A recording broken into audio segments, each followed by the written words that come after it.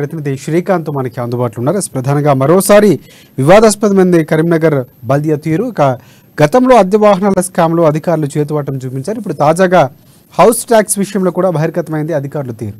ఇక శిథిలావస్థకు చేరింది మున్సిపాలిటీ ల్యాడర్ అని చెప్పుకోవచ్చు. ఇక ప్రధానంగా ప్రాణాలు అరచేతిలో పెట్టుకొని పనులు చేస్తున్నారు అక్కడ ఉన్నటువంటి కార్యక్రమాలు. ఇంత జాప్యం జరగడానికి, ఇంత నిర్లక్ష్యంగా ఉండడానికి గల ప్రధాన కారణం ఏంటి? దీనిపై పూర్తి అప్డేట్స్ అందిస్తారు. ఎస్ శ్రీకాంత్, చెప్పండి. రాజశేఖర్, కరీంనగర్ బల్దియా అధికారుల తీరు మరోసారి వివాదాస్పదమైంది. గతంలో ఇప్పటికీ పలుమార్లు ఎన్నిసార్లు కూడా కార్పొరేటర్లు అధికారులకు విన్నవించుకున్న ఎలాంటి ప్రయోజనం లేకుండా పోయింది. నిమ్మకు నీరెత్తినట్టుగా కూడా బల్దియా అధికారులు వ్యవహరిస్తున్నారని చెప్పవచ్చు.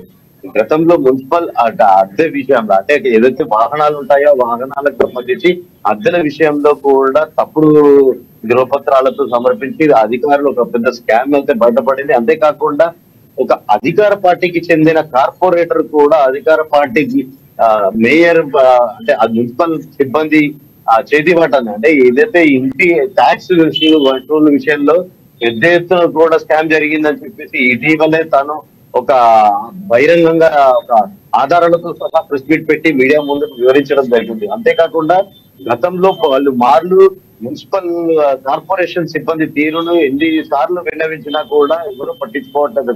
తాజాగా ఈ రోజు బీజేపీ కార్పొరేటర్ పెద్దపల్లి జితేందర్ తన ఏరియాకి వచ్చిన ల్యాడర్ శిథిలావస్థలో ఉంది, ఇలాంటి దాంట్లో ఎలా పనిచేస్తారని చెప్పేసి సిబ్బందిని నిలదీసినప్పటికీ కూడా వారు తామేం చేయలేకుండా పోతున్నామని చెప్పేసి వాపోతున్న పరిస్థితి మన బిజినెస్ లో స్పష్టంగా కనిపిస్తుంది. అంత ఎత్తుకు వెళ్లి ల్యాడర్ తో పనిచేయాల్సిన కార్మికులు, మున్సిపల్ కార్మికులు ఒక పెద్ద ఎత్తున, అంటే ఏదైతే దానికి సంబంధించిన ఆ ల్యాడర్ శిథిలావస్థలో ఉండి అక్కడి నుంచి ఏ క్షణాన కూడా కింద పడి ప్రాణాలు కోల్పోవాల్సిన పరిస్థితి తాము అధికారులకు ఎన్నిసార్లు విన్నవించుకున్నప్పటికీ కూడా అధికారులు మాత్రం స్పందించట్లేదని చెప్పేసి వారు సిబ్బంది వాపోతున్న పరిస్థితి. పెద్దపల్లి జితేందర్ బీజేపీ కార్పొరేటర్ ఎప్పటికప్పుడు కూడా కరీంనగర్ కార్పొరేషన్ లో నెలకొన్న సమస్యలపై నిత్యం తన గలం వినిపిస్తూ ఉంటాడు.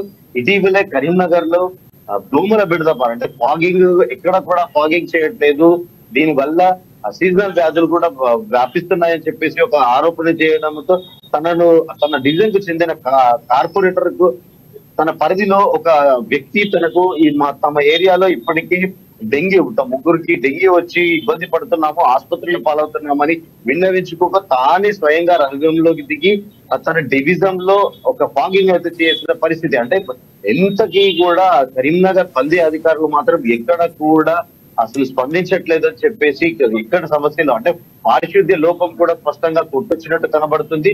ముఖ్యంగా తాను అధికార పార్టీకి చెందకపోగా బీజేపీ అంటే ప్రతిపక్ష పార్టీలో ఉన్నప్పటికీ కూడా తనకు కావాల్సింది తనను నిర్లక్ష్యం చేస్తున్నారని గతంలో కూడా చాలా సార్లు మొరపెట్టుకున్న పరిస్థితి ఉంది. ఏదైతే రోడ్లుకి సంబంధించిన అధికార పార్టీకి చెందిన కార్పొరేటర్లకు సంబంధించి గల్లీలలో రోడ్లు అద్భుతంగా రోడ్లు వేస్తున్నారని, కానీ తాను పలుమార్లు దృష్టికి తీసుకెళ్ళినా కూడా ఎక్కడ కూడా ఆ దిశగా కూడా అధికారులు చర్యలు తీసుకోవట్లేదని చెప్పేసి వాపోయిన పరిస్థితి.